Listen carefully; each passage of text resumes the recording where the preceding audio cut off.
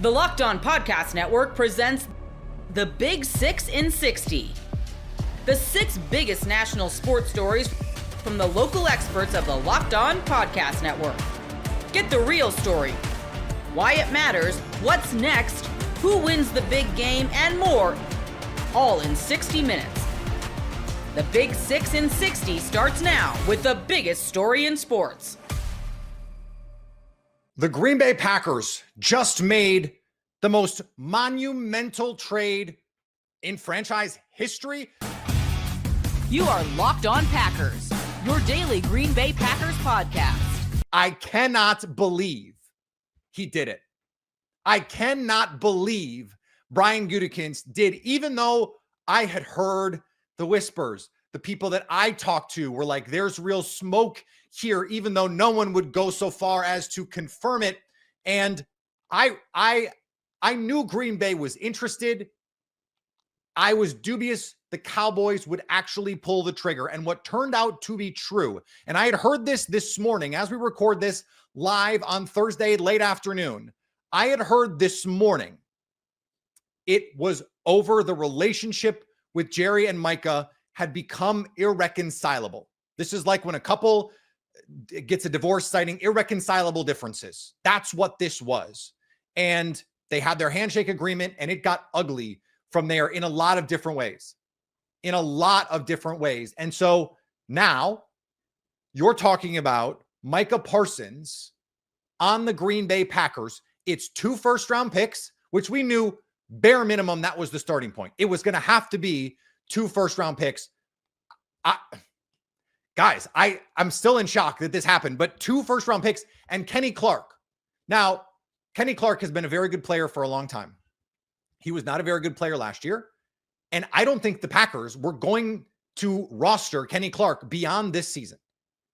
So to get off of a player you are probably going to cut in 6 months' time, really what you're doing is you're giving up this season of Kenny Clark and 2 first-round picks for a 26-year-old who this year, as soon as this year, could be the best defensive player in football and had a case in previous seasons that he was the best defensive player in football. I will give you the statistic again because it blows my mind. When Micah Parsons was on the field for the Dallas Cowboys, their defense was number 1 in EPA per play. When he was off it, it was a bottom 5 defense. This is a guy who has already been an All-Pro 3 times in his career. He was a rookie in 2021. And he's already been an All-Pro 3 times. He is the best defensive player the Packers have had since peak Charles Woodson. Since Defensive Player of the Year 2009, Charles Woodson. And he's the best pass rusher. All due respect to Clay Matthews, who was a terrific player and went through stretches where you go, could he be the Defensive Player of the Year? Respectfully to the Claymaker, he was never this level of defensive player. Never. And so you add a 26-year-old in his prime, who maybe not even in his prime, maybe has levels to go. And you're doing that for 2 first-round picks and a player you did not want to roster beyond this year. Now, we'll talk about, some of the intricacies of this. And the money is a lot. They went well above the market. Like Myles Garrett got 40. Myles Garrett's also 29 years old. 4 years, 100. 4 years, $188 million. That is a whole lot of scratch. But guess what? Who cares? Like, we were going to talk on this show today about, hey, if you trade for Micah Parsons, you may not be able to pay some of the other players on your roster moving forward. But we would be talking about players like Kenny Clark. By the way, they saved $10 million on the cap this year by moving on. Elton Jenkins, who they were probably already going to move on from. and maybe a receiver like Jaden Reed. We're not even going to get to talk today about Jaden Reed and the reported Jones fracture. By the way, I don't believe he actually has a Jones fracture because there's just no way one of the top orthopedists in the world was going to let him practice 3 weeks after a Jones fracture. That's neither here nor there. That doesn't matter. That's a conversation for another day because Micah Parsons is a Green Bay Packer. I can't believe it. I can believe it, but I can't believe it. And what are those mouth-breathing, knuckle-dragging idiots who have always said Brian Gutekunst doesn't want to win? What are they going to say now? The absolute morons who said, oh, Brian Gutekunst, scared to compete, would never. He would never do it. Never? Never? You sure? You sure? Never say never.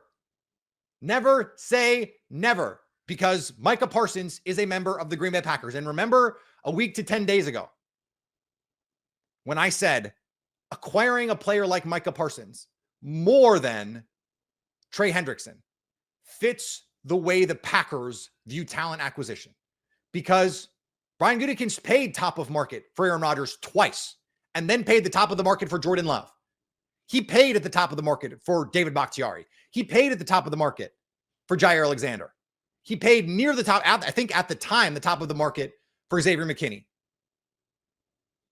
And was willing eventually to pay at the top of the market for Devontae Adams. That relationship had just gone south. And don't say Ed Policy. I don't want to hear Ed Policy. This has nothing to do with Ed Policy.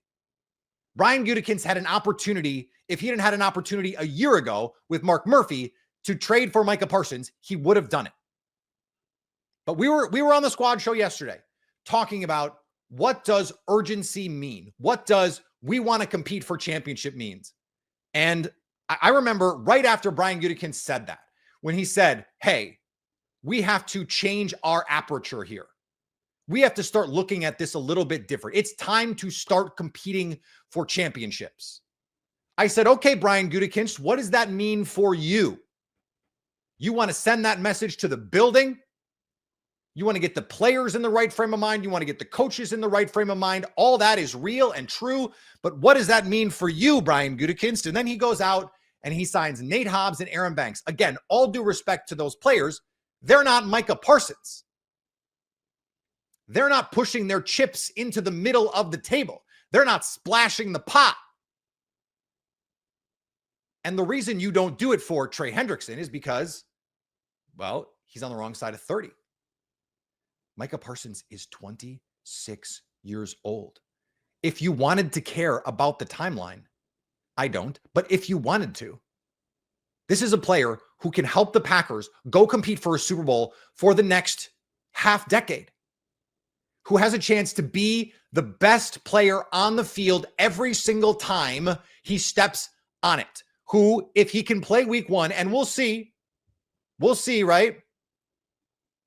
If he can play week one, we'll have an easy case to be the best player on the field. Week two, and by the way, you don't think he's going to be motivated as hell to play the Cowboys in the first month of the season? You guys, this if you told me a week ago, would you trade 2 first-round picks and Kenny Clark for Micah Parsons, I would have said absolutely yes. Absolutely no doubt about it, yes. And here they are. I thought it was going to be 2 firsts, a pick, a player. And I'm a little surprised, frankly, that this was the best they could do. Now, maybe what ended up happening was this was the most he could get. The Packers were willing to pay the most money. Almost $50 million a year. Almost quarterback money. But if you're going to give that money out, and I know that will be some people saying it's too much money. There is not a one player at one position who affects the game the way an elite pass rusher does. There just isn't. Because they change, like pass rush and coverage, I believe are about even. I think coverage is a little bit more impactful than pass rush. But one pass rusher is so much more impactful than one corner because you can just not throw at the one corner. You can throw at the other guy.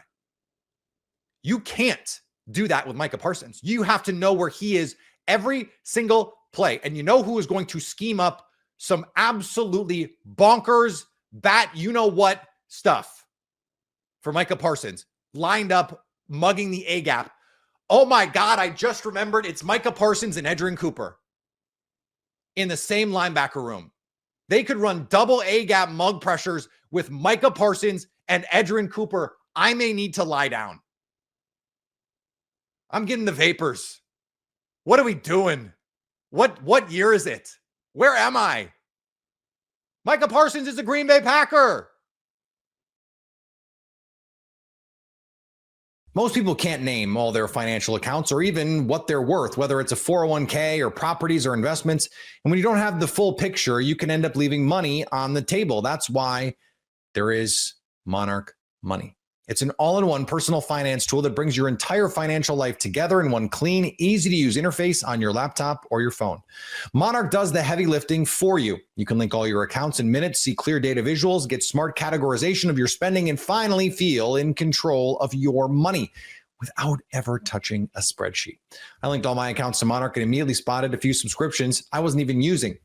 Canceling those all can save you money every month. Don't let financial opportunities slip through the cracks. Use code LOCKEDONNFL at monarchmoney.com in your browser for half off your first year. That's 50% off your first year at monarchmoney.com with code LOCKEDONNFL. LSU and Clemson. It's time for your final preview and prediction. You are Locked On LSU, your daily podcast on the LSU Tigers. Part of the Locked On Podcast Network, your team every day. Time to dive into LSU Clemson one final time.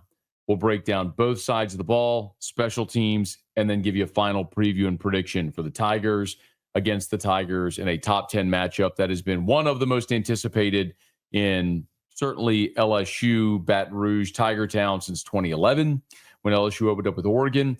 And with Clemson, they've opened up with some pretty big non-conference games. They've opened up with Georgia. Georgia game there in Clemson, South Carolina a few years back. That was a massive to-do. Last year opened up against Georgia in a neutral site. But still, for this game to be LSU and Clemson to meet there in Clemson, South Carolina for the first time in this series, and a game that will set the tone for both of these teams, however they go out throughout the season. It'll be fascinating theater, and we'll look forward to it. Let's start with LSU's offense against the Clemson defense. And we know what LSU's offense is. Garrett Nussmeier is back, the leading returning passer in college football. Last year threw for 4,052 yards, 29 touchdowns, and 12 interceptions. Of course, the 12 interceptions are the thing that Garrett Nussmeier has to purge out of his game. But if you ask LSU fans, the thing that most LSU fans want to see is Garrett Nussmeier running the ball. And when Brian Kelly met with reporters on Thursday, it was interesting when he was asked what Garrett Nussmeier has to do to be successful. The first thing out of Brian Kelly's mouth was manage the run game, get us in the right run plays, make the right checks. And I've said this a number of times, zero's a good play. If you do that, the other things are going to come to you in the realm of the game, right? And I think that to me, if you say one, get us in the right run. Two, make the right checks in their pressure packages. And then number three, zero is a good play. If he does that, we're going to have a really good day offensively. Love that the first thing out of Brian Kelly's mouth was that you have to manage the run game. Now, that doesn't necessarily mean that Garrett Nussmeier has to run the football. We all want to see that. But what Brian Kelly means there is Garrett Nussmeier has the autonomy to check into a run, what side of the field they're going to go based on what the defense shows. And you can only do that with an experienced veteran quarterback who comes up to the line of scrimmage, knows what he's looking at, and you trust him and give him the autonomy that when the headset goes off, right, there's no check with me necessarily. Remember, Joe Sloan's talking into Garrett Nussmeier's ear until they get within a certain time of that play clock, 15 seconds, boom, that headset cuts off, and now it's Garrett Nussmeier's show. And they trust him to have the autonomy. It helps when you have great skill guys, of course. Caden Durham is projected by Vegas odds makers to lead the SEC in rushing. Caleb Jackson is in fantastic shape, but he's got two other guys nipping at his heels. For all that we've talked about LSU's running game, 107th in the country a year ago, the thing that they have clearly committed to doing is finding creative ways to run the football. things that we, the media, have seen at practice. Juwan Johnson out of the Wildcat. Juwan Johnson split wide to the left, motioning into the backfield, taking a handoff from Nuss. Nuss calling his own number on naked bootlegs or zone reads. We've seen Xavier Thomas, Aaron Anderson take handoffs coming in motion. There's no shortage of ways that LSU is going to get creative to run the football because they realize they have to run the football. Brian Kelly, Joe Sloan have all said it repeatedly throughout this offseason. It's something they're going to have to do. Watch Harlem Berry in the pass game. It might be his greatest skill, his receiving ability, catching the ball out of the backfield. Don't be surprised. Remember, in that 2023 game when LSU opened up against Florida State, the first or second play of the season, they threw a little dump-off pass to Trey Bradford, who took it some 30 yards down the field. Could be in the works with Harlem Berry in the backfield. Of course, we know at tight end, you're replacing Mason Taylor, the greatest pass-catching tight end in the history of the program. Bauer Sharp was Oklahoma's leading receiver a year ago in receptions and receiving yards. He comes in, physical guy that can also block.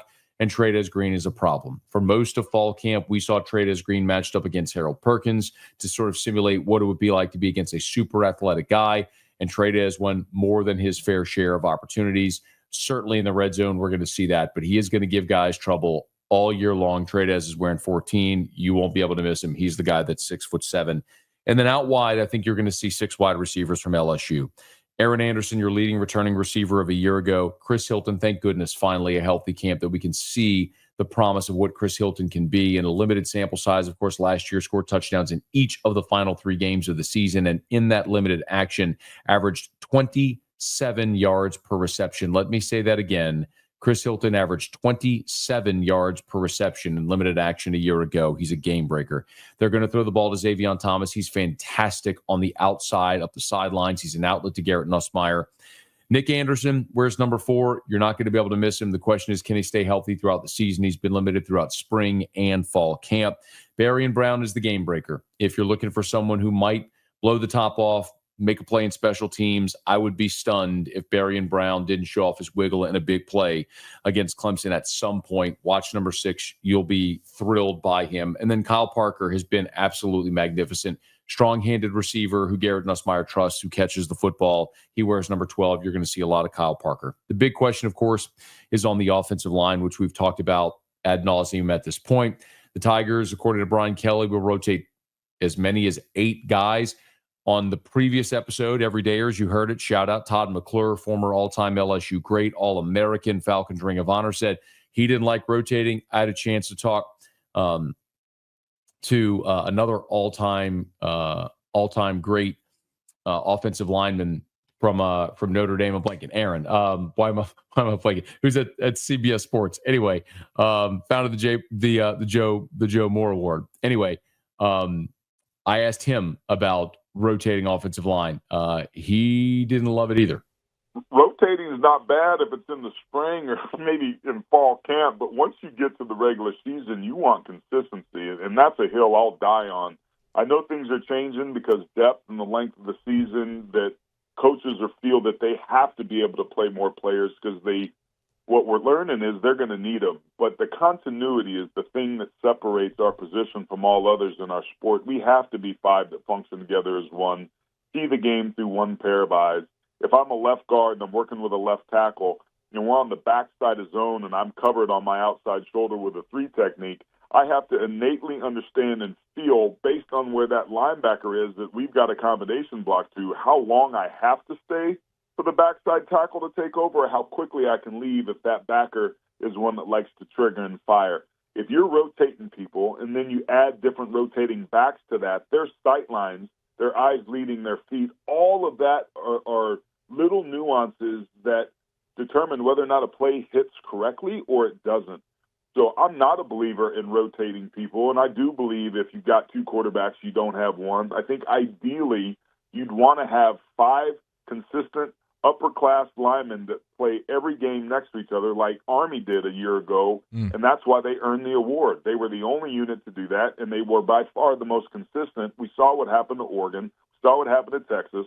We saw what happened to Notre Dame. We saw what happened to Ohio State. When they moved even one piece, it took them weeks to be able to get things back. So I'm not saying if you've got healthy bodies that's going to be the case, but for me and my money, call me old school here. I'd rather have my 5 best out there and play with those dudes all season.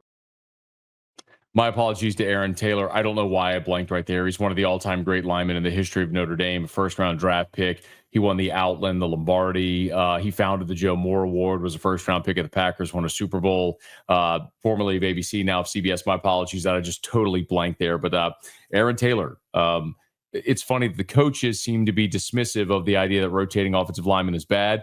These all-time great players don't like the idea of rotating offensive linemen, and both teams are kind of up against that. Now, when you flip it over on the defensive side for Clemson, this is a team that returns a ton of experience and talent. If you look at the preseason All-ACC team, the 11 defenders, TJ Parker, Peter Woods, Wade Wooders, Sammy Brown, Avion Terrell.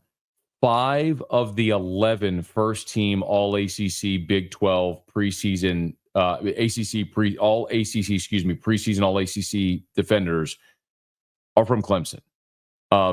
And those dudes have stuffed the stat sheet. Wade Woodaz, Sammy Brown, a couple of linebackers returning. They were second and third on the team a year ago in tackles. We've mentioned plenty about TJ Parker and on the defensive line, and Parker and Woods on the defensive line. It'll be interesting. Parker is an edge player who had 19 and a half TFLs a year ago. Woods is an interior player who can be really disruptive, so it's worth keeping an eye on them. Parker wears 3, Woods wears 11. You're going to see him. And then A.J. Terrell's little brother, Avion Terrell, is a potential All-American. He had 58 tackles a year ago, 2 interceptions and 12 pass breakups. For context, Ashton Stamps a year ago had 14 pass breakups, so even more than Avion Terrell. But a lot of teams try to avoid Avion Terrell for obvious reasons. So it will be difficult at all levels of the defense. But again, Clemson a year ago was 84th in the country in run defense. LSU going to try to commit to running the football. Can Clemson stop it? That's going to be a massive part of this game. Of course, with a new defensive coordinator there and Tom Allen coming in from Penn State to be the new defensive coordinator at Clemson, who replaces Wes Goodwin, who was there for 1 year after Dabo promoted him internally, who had never even been a position coach before. The arrogance of Dabo thinking he's got it all figured out, and clearly didn't, but brought in a proven commodity. We'll see how quickly Clemson's defense might be able to improve year one under Tom Allen. Notre Dame fans know all about the Irish, but what about the Hurricanes? You are Locked On Irish, your daily podcast on the Notre Dame Fighting Irish. All right, I am very excited to welcome in Manny Navarro from The Athletic. He's also the host of the Wide Right podcast, and he's been one of my go-to sources this offseason to learn more about the Hurricanes. So, Manny, first off, thank you so much for taking the time to come on. I want to start with a big picture question. At the beginning of every season, there are always a lot of unknowns, especially for a team like Miami that experienced significant roster turnover and coaching staff changes this offseason. So when you look at this matchup, what is one thing that you feel most confident about Miami going into this game? Yeah, I think number one, that Miami is prepared to face a team as good as Notre Dame on the offensive and defensive lines. Like obviously Marcus Freeman and all of his predecessors at Notre Dame have been great at recruiting offensive and defensive linemen and being ready for some of these physical battles. That's why Notre Dame has been such a great program for so many years. They know that it takes winning at the line of scrimmage. And I think Mario Cristobal has done a really good job since coming to Miami at crafting his team to be ready for these big physical bouts with SEC, Big Ten caliber teams. And so I think, 4 years ago, had this game taken place, under the same circumstances, I wouldn't be as confident in Miami and being prepared to play up front. I think they're ready for a physical confrontation with Notre Dame. On the flip side of that, what's the biggest question mark you have about the Hurricanes going into week one? Yeah, certainly wide receivers. I think this is a position that Miami was very, very good at last year when they had Cam Ward under center at quarterback. And I'm fully confident Carson Beck is going to do a good job. He's 24-3 as a starter in the SEC, played in a lot of big football games. So I'm not worried at all about him or his elbow. I saw him throwing the football here in the fall camp several times, and a lot of zip on the ball. Looked like the guy that we heard a lot about in terms of the NFL draft a couple of years ago before he had the injury. So he looks very much the same from a throwing perspective. My question is about the receiver room, because Xavier Restrepo is gone. Jacoby George is gone. Elijah Royal, your tight end, who was a second-round draft pick of the Seattle Seahawks, is gone. So who are these new young weapons that Carson Beck is going to be throwing the ball to? There's certainly some talent on there. JoJo Trader was a top 50 recruit coming out of high school. Elijah Lofton, really talented second-year tight end, a guy that they're really excited about in the staff. But this is going to be the first time any of those guys have to step into the big shoes and be the go-to player, so to speak, in this offense. Malachi Toney, a true freshman who they're very excited about in the slot. They think he could be better than Xavier Restrepo, who became the all-time leading receiver in Miami history. But it's his first game, right? It's the first time he's going to put on the pads.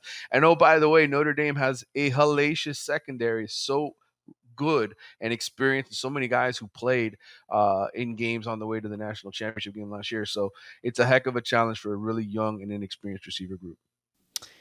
To me, the Mario Cristobal era has not been linear, but he's gotten the program back as a legitimate college football playoff contender. And to me, it feels like his first 3.5 years have been building towards an opportunity like this one on Sunday night. I know there's going to be a lot of people there, top recruits. It feels like Miami's putting everything into this game. So how important is it for Mario Cristobal and this program?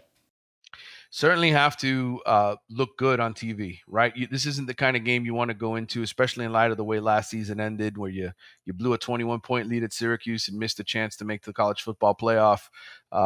That's basically what people remember about last year. And this is a Miami team that started 9-0 and had the number one offense in the country. I think for Mario, it's about looking prepared for the moment, looking like they deserve to be on the field and belong to be on the field with Notre Dame and competitive with Notre Dame. So, look, win or lose, Miami's season is going to come down to how they do an ACC play and whether or not they get to the ACC championship game. I think they're probably going to need to be an 11-1, 10-2 type team to have a shot at making the playoff. Clemson, we know, is very, very good. So you have a whole season to play out. But I think week one against Notre Dame, you have to look like you belong on the field, because there's going to be a lot of recruits in attendance watching this game, wanting to see that Miami has really evolved, as you said, under Mario Cristobal, and is ready for the moment. For Notre Dame fans making the trip, what should they expect from the environment at Hard Rock Stadium on Sunday night? Because everyone remembers how crazy it was back in 2017. So are you expecting another rowdy and hostile crowd? Without question, this is a rivalry that for the diehard Miami fans that is special. It's different than many of the other rivalries they've had over the years with other programs. There is a love-hate relationship, right, with a very passionate, strong relationship with Notre Dame.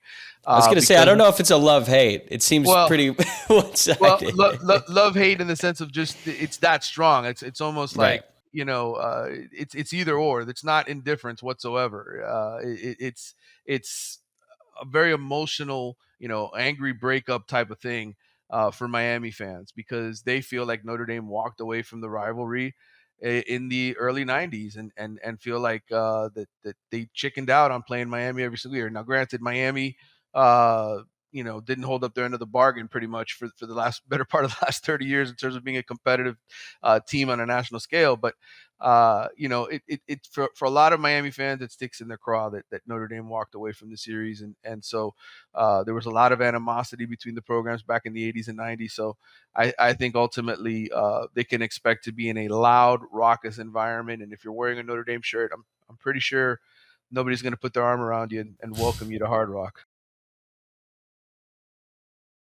The NFL season is almost here, and FanDuel is making sure you're ready for kickoff with a can't-miss offer. Right now, new customers can bet $5, and if your bet wins, you'll get $300 in bonus bets to use across the app.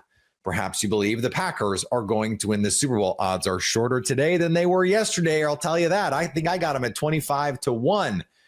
Are you ready to play? Download the FanDuel app now by visiting FanDuel.com to get started. That's FanDuel.com to place your first $5 bet. The Dallas Cowboys have just made the worst trade in franchise history. You are Locked On Cowboys, your daily Dallas Cowboys podcast. Part of the Locked On Podcast Network, your team every day. The Cowboys have traded traded Micah Parsons to the Green Bay Packers for a 2026 and 2027 first-round pick. They also get back defensive tackle Kenny Clark. This all seemed to really escalate. It seemed like last night things started to really pick up And then today it sounded like the Cowboys just started listening to offers. And then by the afternoon, he was gone. Why? I mean, the why part is something we'll be asking, I think, for a long time. I have no idea. Like, look, I mean, there's there's not going to be a ton of great analysis going on in this episode right now, because right now we're two fans of the Cowboys who are deeply upset with what this team is doing. So I can't speak to the why. I have, if I'm honestly making a guess, and again, this is me angrily lashing out too, probably. Jerry made the he violated the cardinal rule of negotiation. He let his money get mad, and because of that, he made a stupid decision in which the Cowboys traded one of the most valuable piece that they had on their team for cents on the dollar, to get only 2 first round picks and a almost 30-year-old nose tackle. Look, this is not the way that I talked about trading for a nose tackle, guys. Like, this is ridiculous. So, I think the why it happened is because two sides got really stubborn, and then one side did something extra stupid, and they kind of were just doing escalating levels of stupid things, and finally, the Joneses kind of made their ultimate play. There isn't, you and I were talking about this. There is no legitimate team building, angle that you could put on this that explains the reason why this trade happened, when it happened, for the amount that it happened for. So any kind of explanation coming out of the Cowboys camp on that tries to sue the way that this went down, the timing of how it went down and what it went down for. Is going to be pretty pathetic, to be honest. It sucks all the way around. Like, you want your teams to be uplifting, and you want to watch them and have them give you hope and excitement. And it feels like for the last couple of years, the Cowboys have been anything but. It's been a drain. And honestly, you and I were talking on Twitter the other day about, I've had a hard time even getting excited about the George Pickens stuff, because he's had a really good training camp, because it just felt like this Micah Parsons situation has sucked all the oxygen out of the room and out of the franchise, right? And now that he's gone, it feels even more so like that. Like, you draft a guy in round 1, he becomes everything you could ever hope for. He's in the prime of his career, and you trade him away to one of your biggest rivals, right? I don't get it. I understand that there was maybe some things behind the scenes. We can get to it a little bit. None of it means that you should be trading your best player. Again, I wish I had better analysis. Than it sucks, but that's what it is. That's where we are right now. I mean, I don't. I think it's probably the best analysis there is. It sucks. Like, I mean, honestly, like, I just don't understand, like, how this team just has no concept for timelines, like for building a window and then existing in the window. They keep shattering it by making all these kind of mismatching decisions on a whim. And again, like, to get mad and like I said, take a total bath on the best asset that you have, beyond just having one of the best players in the NFL and playing him and trying to win, which makes sense for the window that you have currently, where you traded for George Pickens. You believe that you actually are doing something. So, like, you actually think that you have a chance to make moves this year. And then suddenly, a week before the season, you trade the one piece that your entire defense is built around. Like, it doesn't, again, they're going to try to come out here and try to make sense of this and explain away reasons why this happened. There are no good football reasons for why this happened. This is a complete disaster. And I just feel bad for Dallas sports fans. You lose your best basketball player in Luka Doncic, and then you lose Micah Parsons. And there's a lot of fans out there that are like my age who they never got to see the Cowboys win the Super Bowls or be in NFC championship games. And they've been kind of a laughing stock. They've been competitive, but they've been a laughing stock around the league. And this is just another one of those moments. And now, yes, you have this future draft capital, which we'll get to in a little bit, but it feels like at this moment in time, you're further away from getting back to the NFC championship game in a long, long time. And if you just made the conference even harder, it's tough to find reasons to be optimistic about this team, not only this year, but moving forward, because I think the big thing is we don't trust the people in charge of this team. And this is just another move that shows why they shouldn't be trusted. And to speak for maybe some older Cowboy fans who do remember the championships, I mean, that's so far ago now that the just the sheer volume of crap that the Joneses have like piled on top of us these last few years, it's hard for any of us to even reach back that far to try to like, hold on to some good feelings about the way this team gets treated by the ownership. It's hard to make an argument that this team is serious about trying to get together a winning football team when it feels like once again priorities other than winning have made a major decision on personnel this year. Well, and remember one of the reasons we heard last year why the Cowboys were hesitant about giving like Dak Prescott money and CeeDee Lamb money is because I can remember Stephen Jones saying, well, we got to save some of that pie for number 11, right? So that's why they were talking about this the whole time. And then you lose Micah Parsons anyways. And it's whatever. The number's the number. He got $47 million, whatever it is. You don't let your best players go. You cut around the edges. You trim off some of the fat in other places. You keep your best players in the prime of their career. It's just a total mismanagement of assets, the cap, and how to build a franchise here. I couldn't be more frustrated with how the Cowboys are operating right now.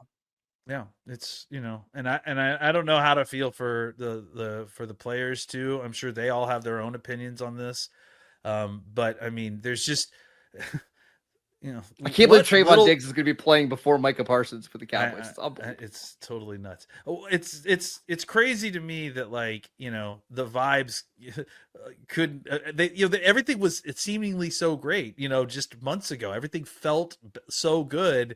And all they had to do was get through this one situation, which was a complete no-brainer. And now they've taken a sledgehammer to the whole season.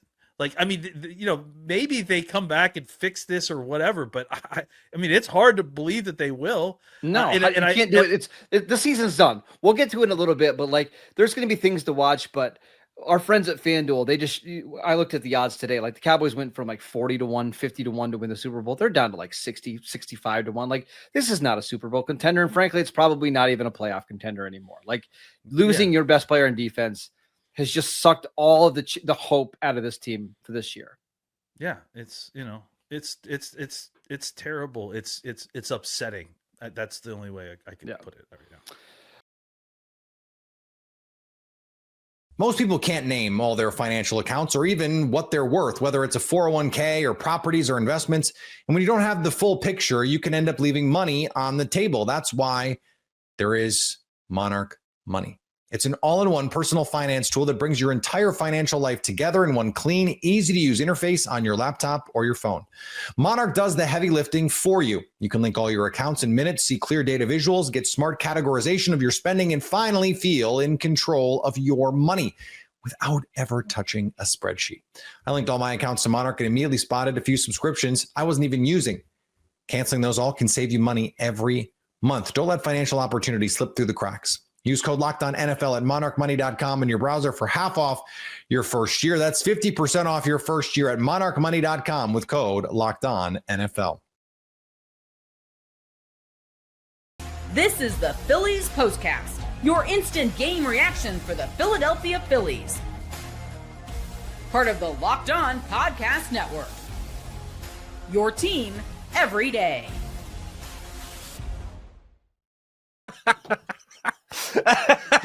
Welcome to the show, everybody. This is Locked On Phillies Postcast. My name is Mark Farzetta, and if there was going to be a game that you absolutely needed, like the doctor of sports was going to say to you, sports emotions, okay, after that Mets series, Phillies, this is what we're going to give you, Philadelphia fan base. This is what we're going to give. We're going to give you a 19-4 stomping of the Braves. And let me just get this out of the way now. I don't care that it was the Braves. It could have been the worst team ever fielded, ever in the history of baseball, getting a 19-4 win in which you watch Kyle the Schwarberian Schwarber hit Schwarbomb after Schwarbomb after Schwarbomb after Schwarbomb to have the 21st 4-homer game in MLB history. And how about this? Becomes the fourth Philly to do it, the first since Michael Jack Schmidt in 1976 to hit 4 home runs, 4 Schwarber bombs in a single game. Yeah, I'm going to go ahead and take that game. I don't care that it's the Braves. Yes, the Mets series sucked. This is awesome. This is history. This is something you're going to tell your grandkids about a night like tonight. And how about Kyle Schwarber? By the way, I was waiting for, because Kyle Schwarber is he's so not a me guy, and I had to watch him at the end of the game there doing his post-game press conference there with the TV crew and all that. I had to watch it, and I did watch it, and I listened to it, and the first thing I thought was, he's going to deflect this. He's going to be like, hey, but how about Nola tonight? You know, he had a rough start there, but then really settled it, or how about Bryce Harper? How about JT Realmuto? How about Max Kepler? Something like that. But I love the fact that even a man as humble as him has to acknowledge the historic night he just had. But he did it with modesty. He did it with a dose of humility and humbleness. He said, yeah, I really regret asking the guys in the cage how many people have hit 5 home runs in a game.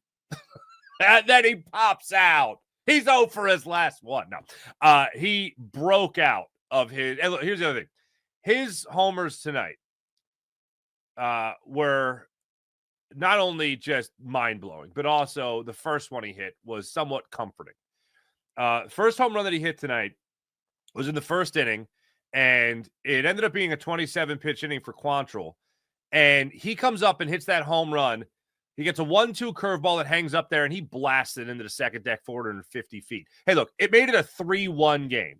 But at least you thought, all right, maybe the offense will what would go on to be a 19-run game. Maybe the offense will pick it up. But, we don't know these things in the first inning. We don't have a time machine, But he hits a 450-foot blast. And to me, that was like, okay, you break out of an 0 for 20 slump. You get back on track with the home run swing, which is great to see for him. And not only that, he blasted 450 feet.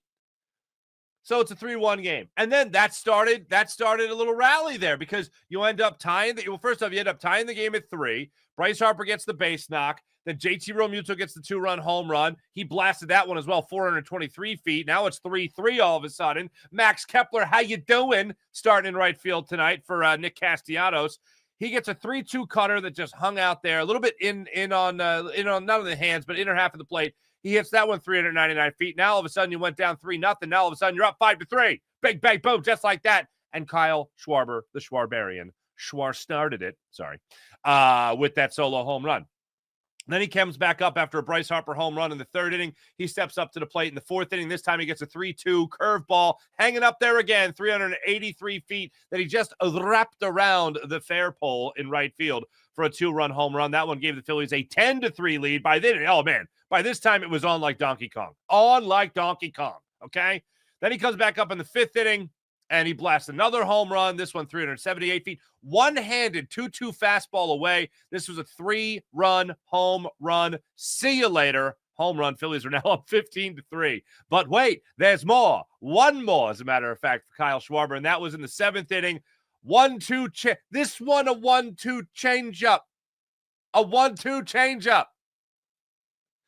And he put that one out there 470 feet, and you knew off the facing of the second deck in right field for the Phillies to take at that time an 18-4 lead. I mean, if you didn't get chills, first off, leading up to that final home run of the night by Kyle Schwarber before he choked and didn't hit one in his last at bat. No, but the leading into that final at bat by Bryce Harper, if you weren't watching this game, if you were down there, I can't even imagine the chills. I can't even imagine the buzz in the air.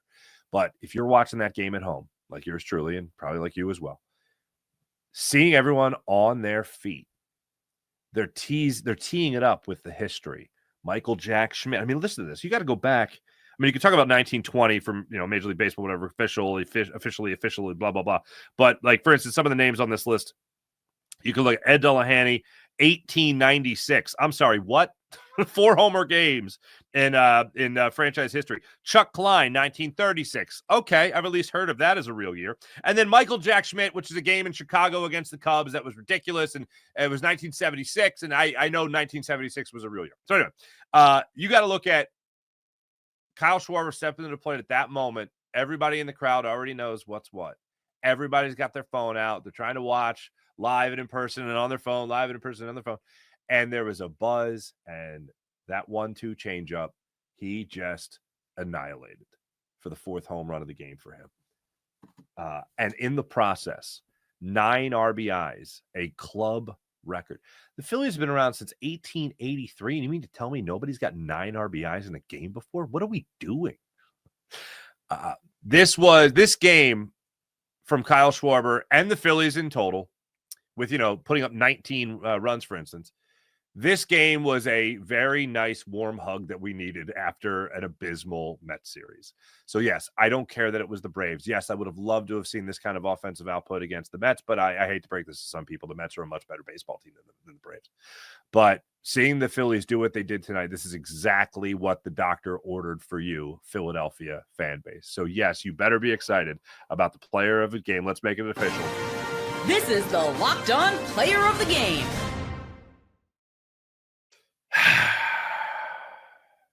Yeah, I think I'm going to go Kyle Schwarber on this one. I think I'm going to go Kyle Schwarber on this one.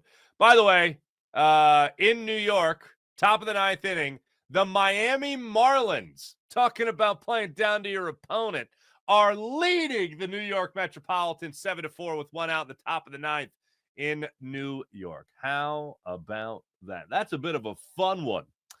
I can't be more excited about this one. As far as a turning point, Time to reveal where the game was won or lost. It's the turning point.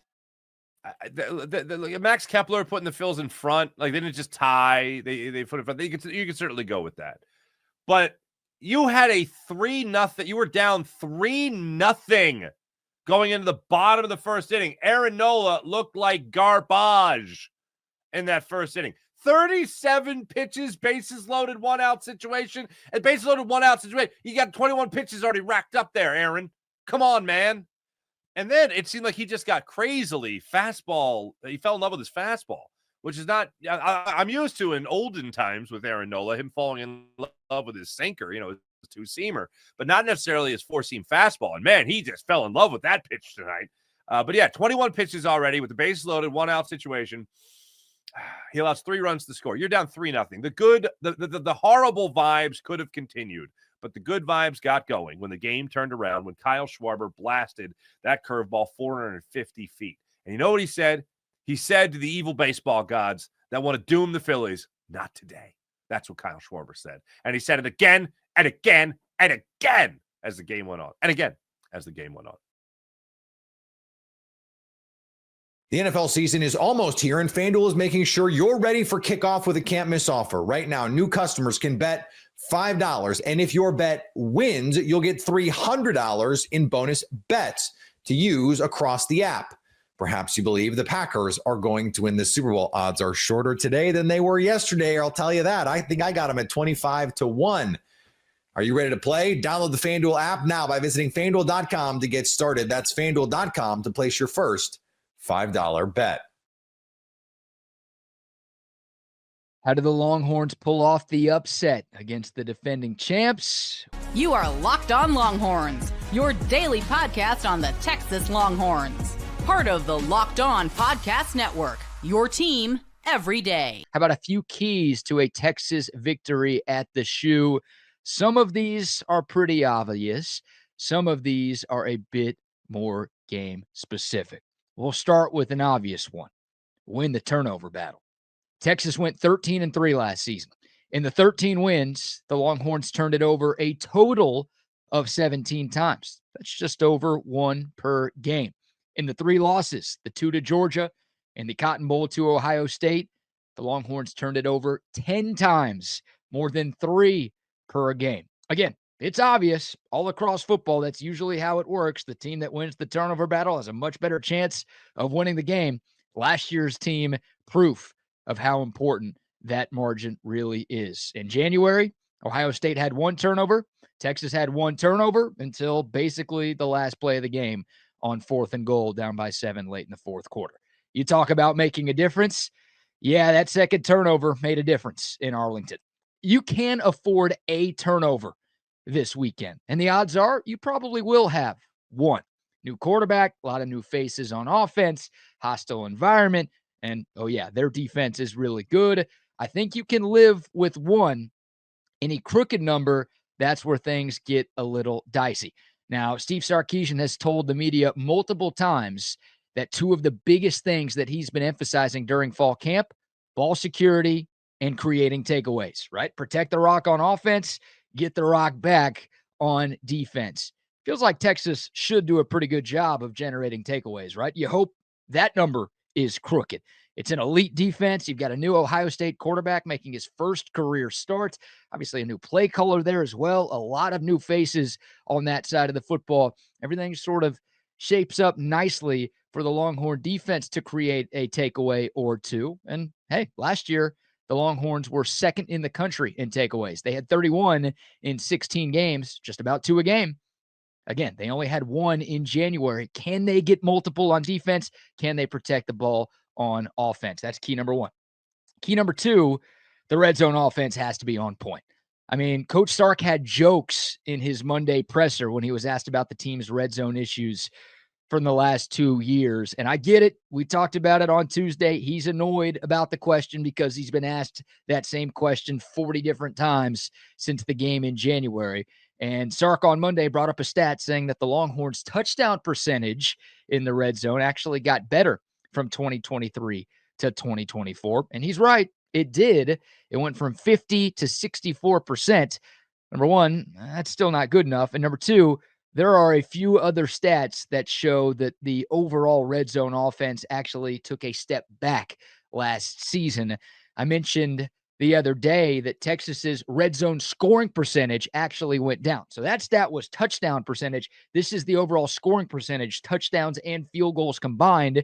In 2023, Texas was 89th in the country in red zone score percentage at about 80%. Last year, they were 111th in the country at 77%. And again, we all know what happened at the end of the game in January. And again, this is another stat where you look at Texas's 13 wins last year, they had a 67% touchdown rate.